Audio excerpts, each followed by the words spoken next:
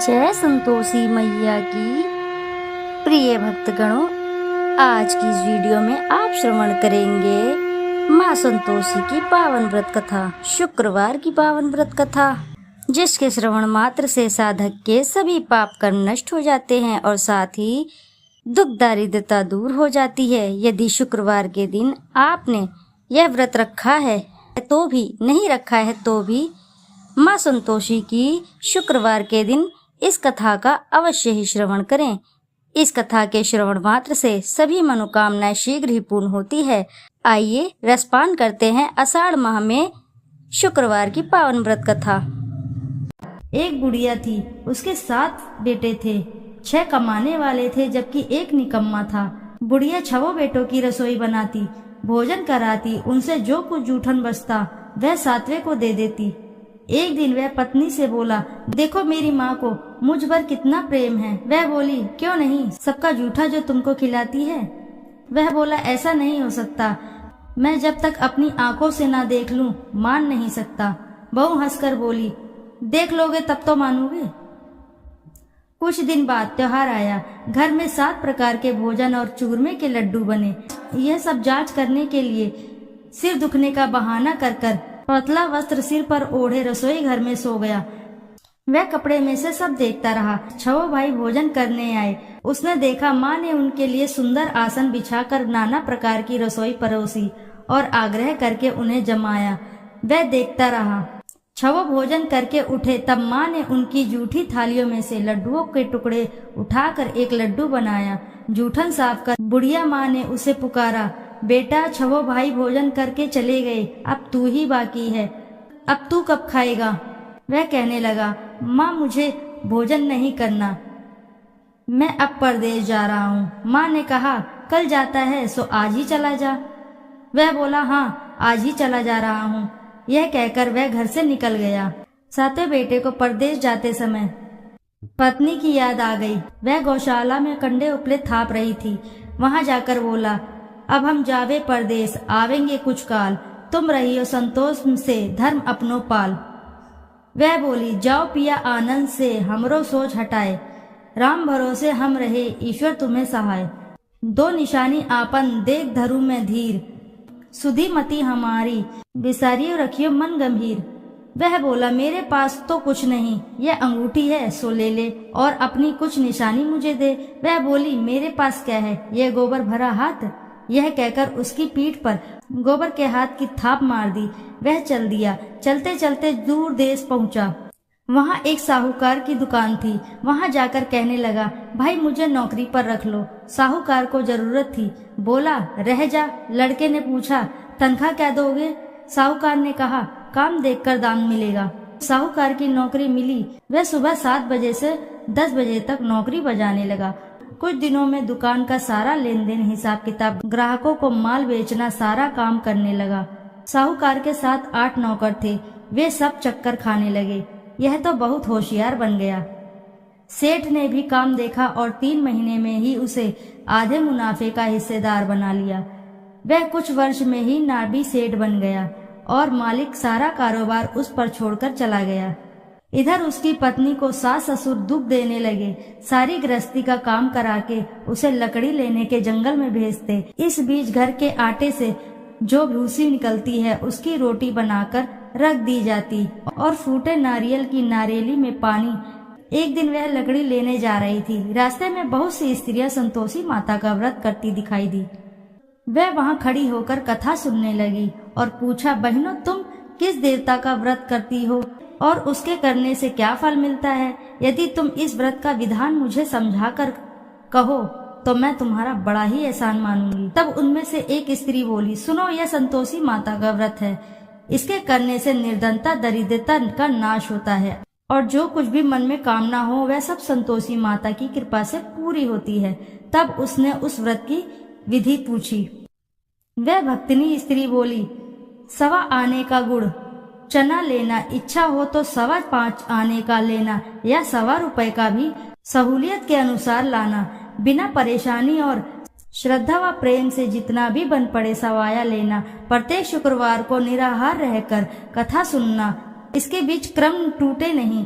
लगातार नियम पालन करना, सुनने वाला कोई ना मिले तो घी का दीपक जलाकर उसके आगे या जल के पात्र को सामने रखकर कथा कहना। जब यह कार्य सिद्ध हो जाए, नियम का पालन करना और कार्य सिद्ध हो जाने पर व्रत कथा का उद्यापन करना।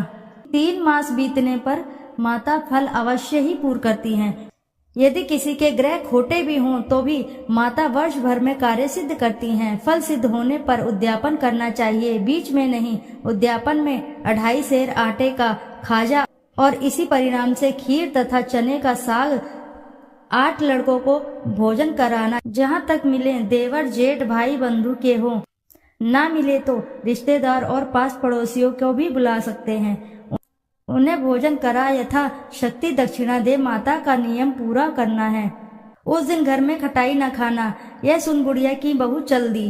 रास्ते में लकड़ी के बोझ को बेच दिया और उन पैसों से गुड़ चना ले माता के व्रत की तैयारी कर आगे चली और सामने मंदिर देखकर पूछने लगी, यह मंदिर किसका है?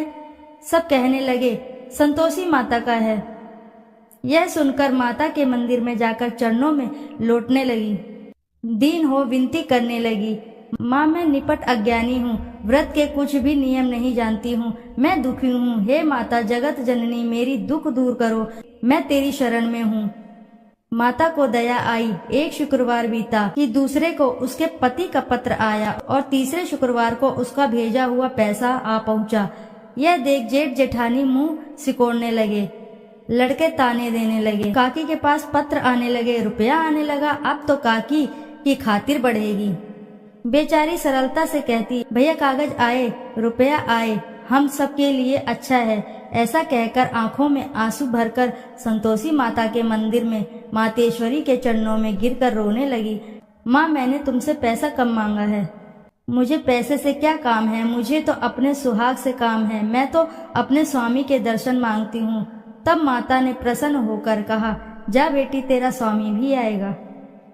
यह सुनकर खुशी से बावली होकर घर में जा काम करने लगी। अब संतोषी माँ विचार करने लगी, इस भोली पुत्री को मैंने कह तो दिया कि तेरा पति आएगा, लेकिन कैसे? वह तो इसे स्वप्न में भी याद नहीं करता। उसे याद दिलाने को मुझे ही कुछ करना पड़ेगा। इस तरह माताजी उस बुढ़िया के बेटे के पास जा स्वप्न में प्रकट होकर कहने लगी, साहूकार के बेटे सो रहा है या जागता है? वह कहने लगा, माता सोता भी नहीं जागता भी नहीं हूँ, कहो क्या आज्ञा है? माँ कहने लगी, तेरे घर बार कुछ है कि नहीं? वह बोला, मेरे पास सब कुछ है, माँ बाप है, बहू है, क्या कमी है? माँ बोली, भोले पुत्र तेरी बहू घोर कष्ट उठा रही है, तेरे माँ बाप उसे परेशानी दे रहे हैं, वह तेरे लिए तरस रही है, तू उसकी सुध ले। वह बोला, हाँ माताजी यह तो मालूम है, परंतु जाऊं तो जाऊं कैसे? परदेश की बात है, लेन देन का कोई हिसाब नहीं, कोई जाने का रास्ता नहीं आता, कैसे चला जाऊं? माँ कहने लगी, मेरी बात मान, सवेरे नहा धोकर संतोषी माता का नाम ले, घी का दीपक जलाकर दंडवत कर दुकान पर जा बैठ। देखते ही देखते सारा लेन देन चुक जाएगा, जमा का माल भी बिक जाएगा, सांझ होते होते धन का भारी ठेल लग जाएगा। अब बूढ़े की बात मानकर वह नहा धोकर संतोषी माता को दंडवत घी का दीपक जला दुकान पर जा बैठा। थोड़ी देर में देने वाले रुपया लाने लगे, लेने वाले हिसाब लेने लगे, खरीदार नगद दाम दे सौदा करने लगे। शाम तक धन का भारी ठेल लग गया। मन में माता का नाम ले, चमत्कार देख प्रसन्न हो घर ले जाने के वास्ते गहना कपड़ा सामान खरीदने लगा। यहाँ काम से निपट तुरंत घर को रवाना हुआ। उधर उसकी पत्नी जंगल में लकड़ी लेने जाती, लौटते वक्त माता जी के मंदिर में विश्राम करती। वह तो उसके प्रतिदिन रुकने को जो भी स्थान ठहरा, धूल उड़ती हुई देख वहाँ माता से पूछती है, हे माता यह धूल कैसे उड़ रही है? माता कहती है, हे पुत्री तेरा पति आ रहा है, अब तू ऐसा कर लकड़ियों के 3 बोझ बना ले, एक नदी के किनारे रख और दूसरा मेरे मंदिर व तीसरा अपने सिर पर। तेरे पति को लकड़ियों का गट्ठर देख मोह पैदा होगा, वह यहाँ रुकेगा, नाश्ता पानी खाकर माँ से मिलने जाएगा। तब तू लकड़ियों का बोझ उठाकर जाना और चौक में गट्ठर डालकर जोर से आवाज लगाना, लो सासू जी लकड़ियों का गट्ठर लो। भूसी की रोटी दो, नारियल के खोपड़े में पानी दो, आज मेहमान कौन आया है। माता जी से बहुत अच्छा कहकर वह प्रसन्न मन से लकड़ियों के 3 गट्ठर बनाई, एक नदी के किनारे पर और एक माता जी के मंदिर पर रखा। इतने में मुसाफिर आ पहुंचा। सूखी लकड़ी देखकर उसकी इच्छा उत्पन्न हुई कि हम यहीं पर विश्राम करें और भोजन बनाकर खा पीकर गांव जाएं। इसी तरह रुक कर भोजन बना विश्राम करके गांव को गया। सबसे प्रेम से मिला। उसी समय सिर पर लकड़ी का गट्ठर लिए वह उतावली सी आती है। लकड़ियों का भारी बोझ आंगन में डालकर जोर से 3 आवाज देती है, लो सासू जी, लकड़ियों का गट्ठर लो, भूसी की रोटी दो, आज मेहमान कौन आया है।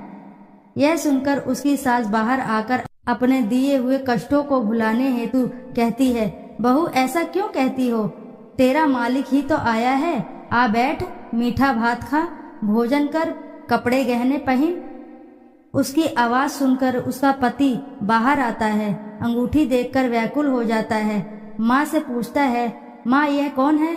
माँ बोली, बेटा यह तेरी बहू है, जब से तू गया है तब से सारे गांव में भटकती फिरती है, घर का कामकाज कुछ करती ही नहीं, 4 पहर आकर खा जाती है। वह बोला, ठीक है माँ, मैंने इसे भी देखा और तुम्हें भी, अब दूसरे घर की ताली दो, उसमें रहूंगा। माँ बोली, ठीक है, जैसी तेरी मर्जी। तब वह दूसरे मकान की 3री मंजिल का कमरा खोलकर सारा सामान जमाया। एक दिन में राजा के महल में जैसा ठाट बाट बन गया। अब क्या था, बहू सुख भोगने लगी। इतने में शुक्रवार आया। उसने पति से कहा, मुझे संतोषी माता के व्रत का उद्यापन करना है। पति बोला, खुशी से कर लो। यह वह उद्यापन की तैयारी करने लगी।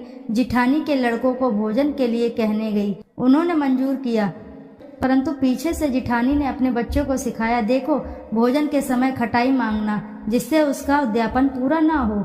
लड़के खाने आए, खीर खाना पेट भर खाया, परंतु बाद में खाते ही कहने लगे, हमें खटाई दो, खीर खाना हमको नहीं भाता, देखकर आरुचि होती है। वह कहने लगी, भाई खटाई किसी को नहीं दी जाएगी, यह तो संतोषी माता का प्रसाद है। लड़के उठ खड़े हुए, बोले, पैसे लाओ। भोली बहू कुछ जानती नहीं थी, उन्हें पैसे दे दिए।